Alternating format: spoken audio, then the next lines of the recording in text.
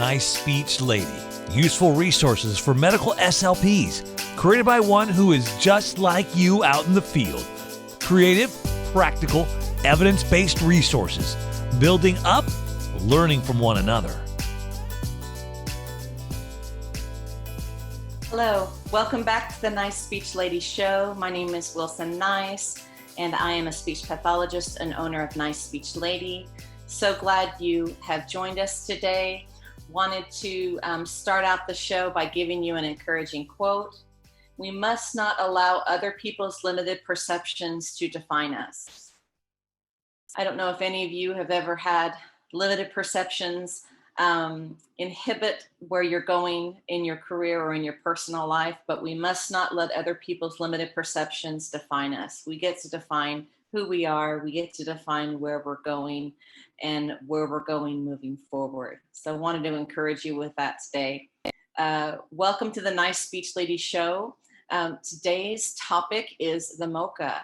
I have Dr. Nastradine lined up for today for an interview. We're really excited about speaking to him today, talking about the MoCA and the things that are coming down the pike with that cognitive screener.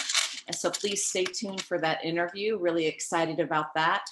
Before we jump into that though, wanted to take a moment to jump on over to Nice Speech Lady. We'll pop in the information.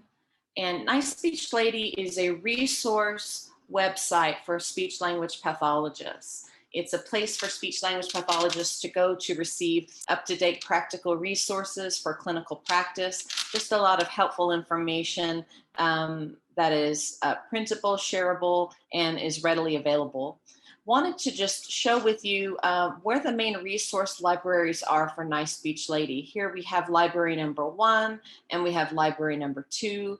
Library 1 including articulation, swallowing, receptive and expressive language, AAC, and then co-occurring diagnoses information.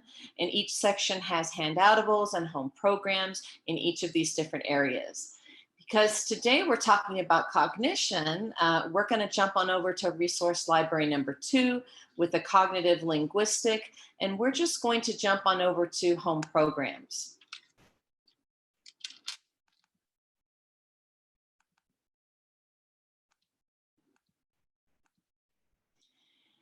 And here on the cognitive linguistic home programs, there is a listing of stimulating activities that SLPs can suggest to families and patients of things that can be done for stimulation outside of speech visits. Here we have the list of activities that can be done that are more simple in nature, the simple procedural cognitive tasks list, from taking a walk to going to a trade show, to drawing flowers, to reading aloud, just more of the basic simple procedural tasks, such as having a picnic or playing, doing the activity, what's in the bag. So there's just a listing of activities there. And then there's the same set of activities, but in a more moderate in complexity, such as Sika words, to playing a card game, to going through the timetables, just activities that are stimulating, calling up an old friend and reminiscing, to keeping a dream journal. And then there's a third list of more complex tasks, planning a meal and writing down the planning details, to trying to recall and putting into order the first 5 memories of their life, to creating a pros and cons list on different types of choices. So, and there's 50 different choices here. So depending upon the patient's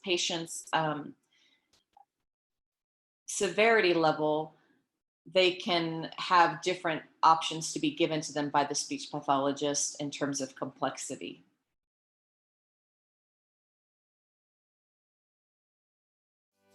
Dr. Ziad Nastradine is a board-certified neurologist and graduate of the University of Sherbrooke, Quebec.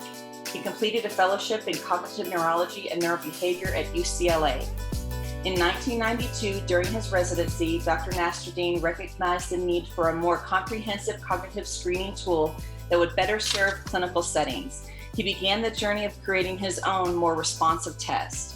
In 1996, Dr. Nastradine released his first version of a more specialized screen that could directly support specialty clinics with a high volume of patients, the Montreal Cognitive Assessment, the MoCA.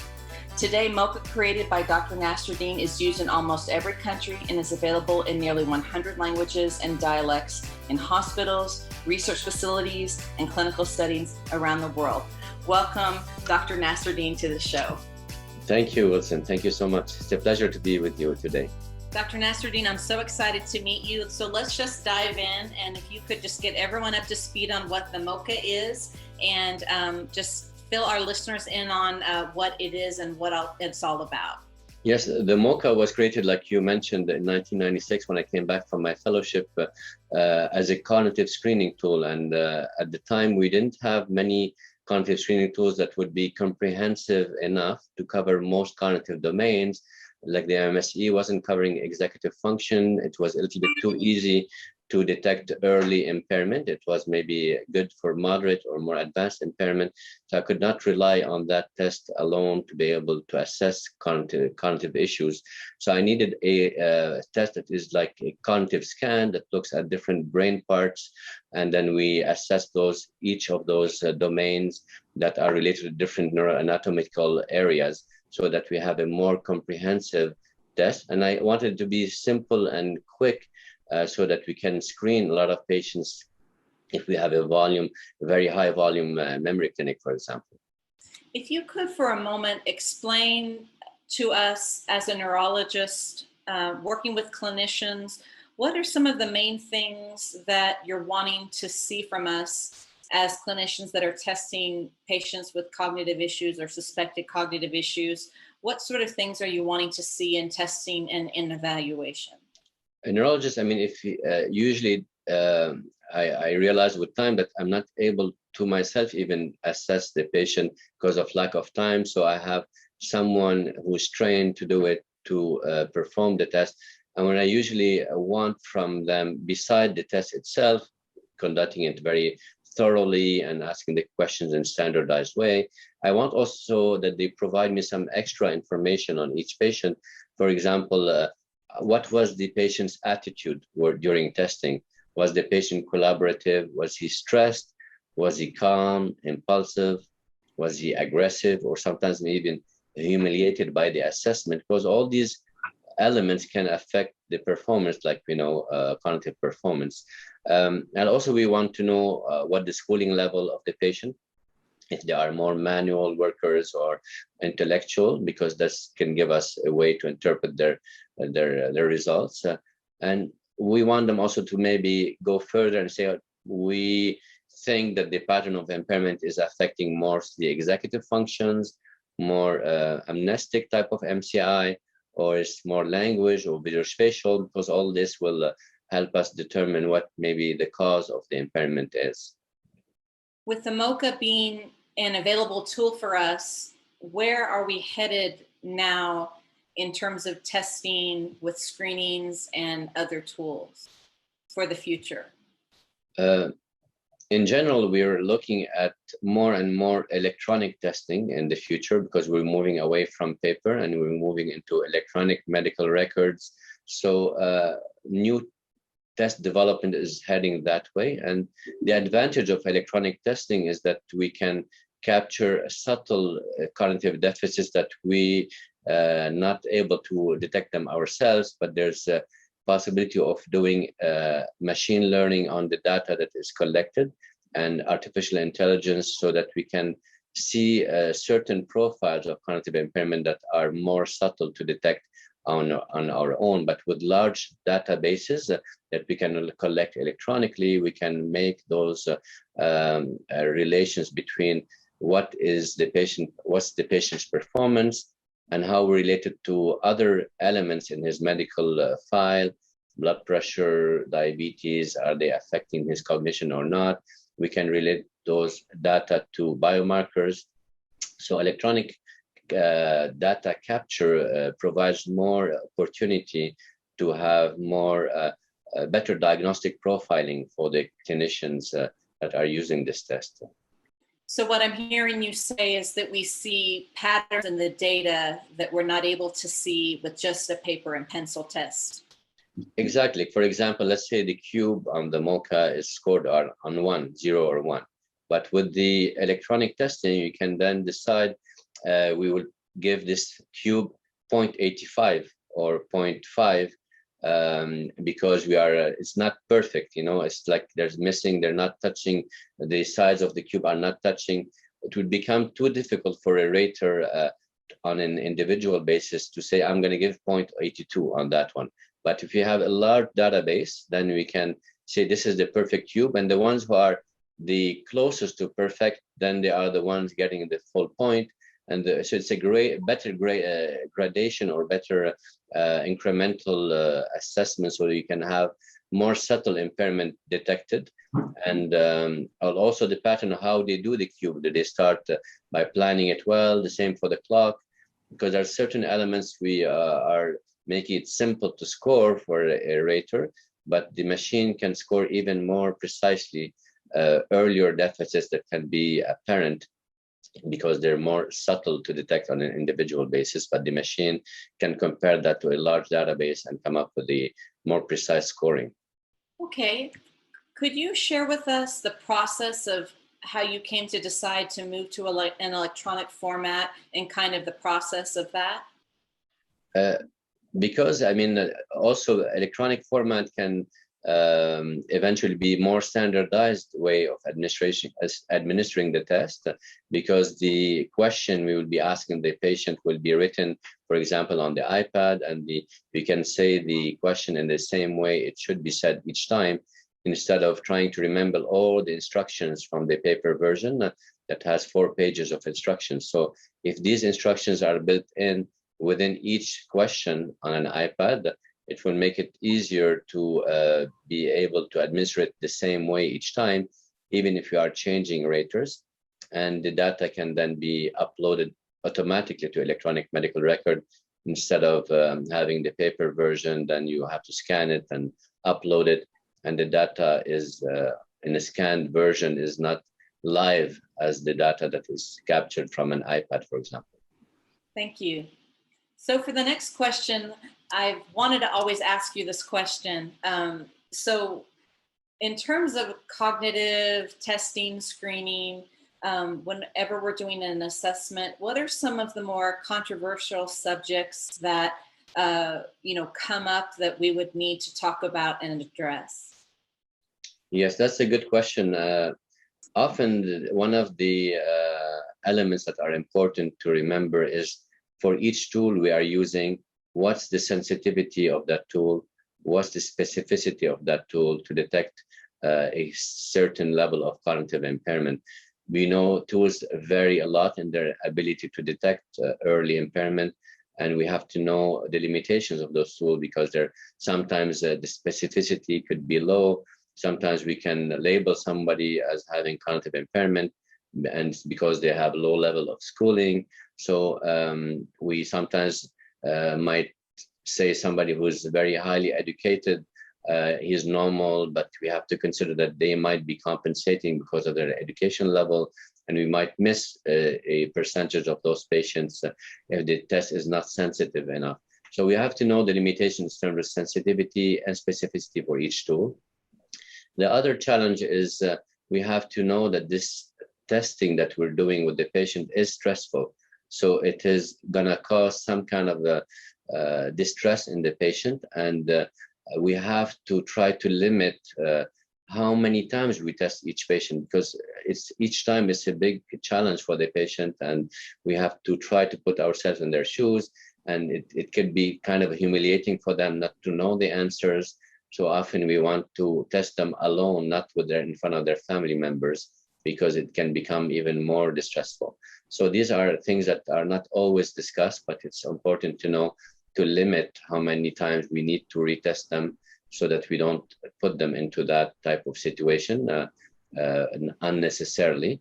We also want to know that the testing that we're doing is not specific for a certain condition, even though we have patterns that can indicate maybe this pattern is more Alzheimer-like, but it's not 100% sure it's going to be Alzheimer. Cognitive impairment can be caused by just because the patient is just stressed during the testing. He didn't sleep well, he took too much sleeping medication, he's depressed, anxious. There's a lot of factors that can affect cognitive performance. So we have to not jump to the conclusion that this is Alzheimer because they scored lower than the cutoff that is shown to be useful. So these elements, I think, are important to remember when we're doing cognitive testing. So what would you say is the benefit of choosing the MoCA now? The MoCA has been shown in the last 15 years of validation studies to be the most sensitive and validated cognitive screening instrument for detecting mild cognitive impairment. Over 500 studies have been done on the MoCA, showing it to be superior to other cognitive screening tools. It's a tool that is appreciated because of its quick 10 to 15 minutes to administer and to score. And right now, it's the only tool that requires raters to be trained so that training would provide them more standardized administration and more reliability for the tool. So let me ask, for the new clinician who hasn't been through the training, what would you say would be the primary positives in pursuing training and wanting to learn about the MoCA? Yeah, for somebody who's starting new, training actually provides not only a way of administering and scoring the test, it also gives you an idea why each item has been chosen, what area of the brain it's testing, what cognitive domain it's testing. So it gives a nice overview of cognition and its important elements in cognition, meaning attention, executive functions. These are elements that are important to be able to remember something. We need to be attentive, we need to be concentrated. So by looking at the MoCA with different domains, we will understand why each domain is important and how it's related to interpreting the rest of the test. So it becomes a pedagogical tool to teach students or to understand how cognition works through that training, and gives you ways to make sure you're administering it correctly and scoring it correctly, and it gives some information of how to interpret the results of each test. And is there anything else that you would add in terms of the opportunity for training with the MoCA? So I think the training will provide clinicians, give clinicians more confidence in administering the test and scoring it.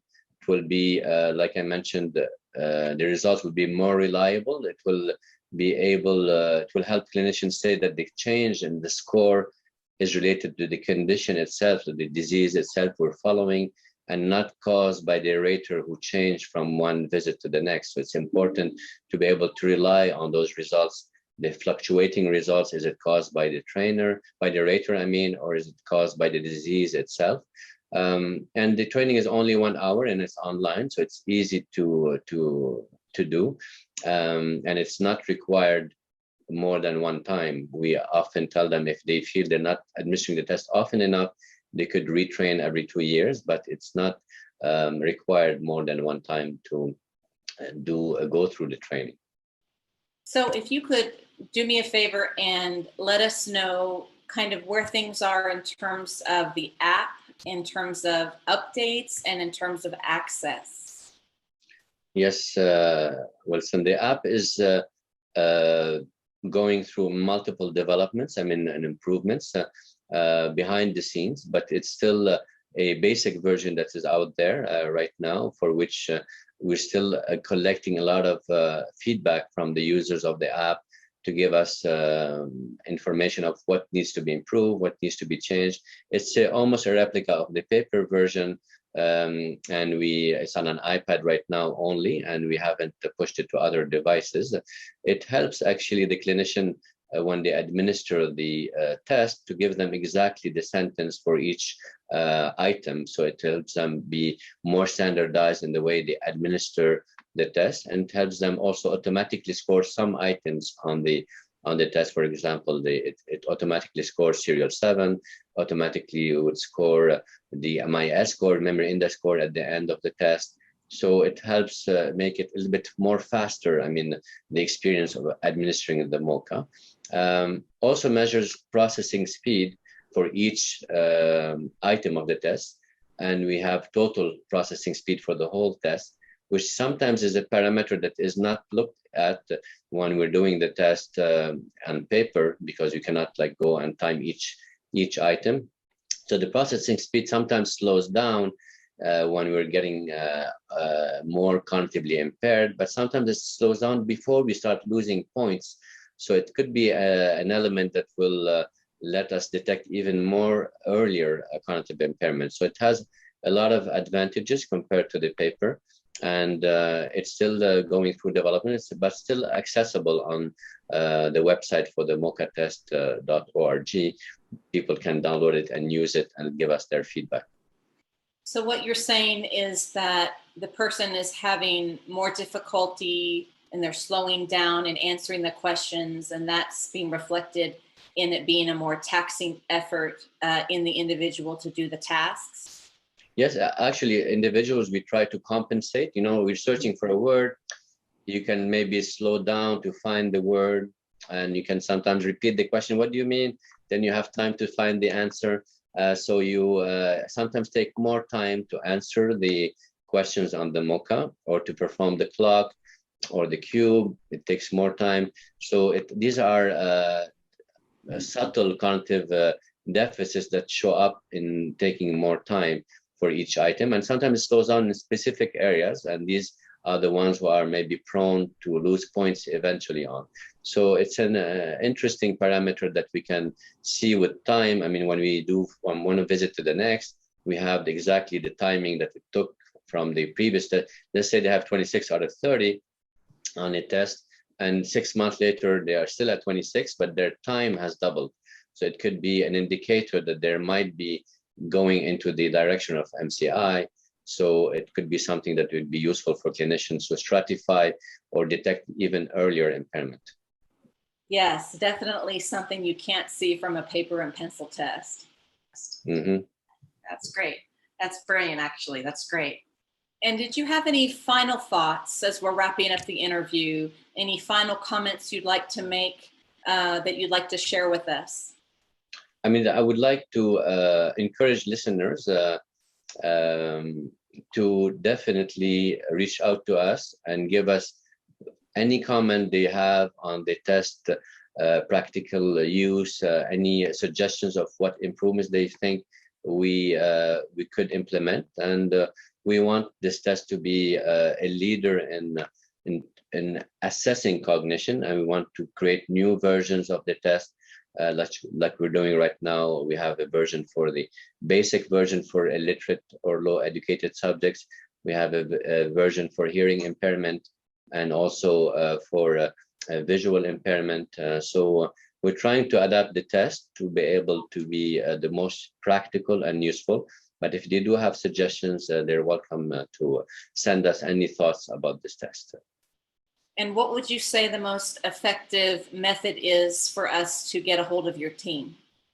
The info@mocatest.org email would be the best way to reach us. So, or they can go to the website, www.mocatest.org, and then go to the Contact Us section and then send us an email.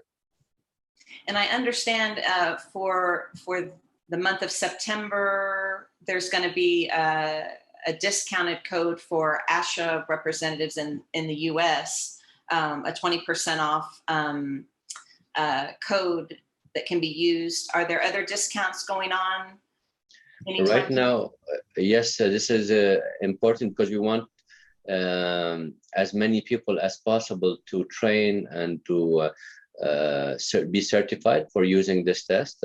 And so this is a discount specific only for your association. So to encourage them to do the training. So yeah, we don't have any other discounts currently. Yes. And what are people saying about the training? What are they saying are the positives that are coming out of that experience?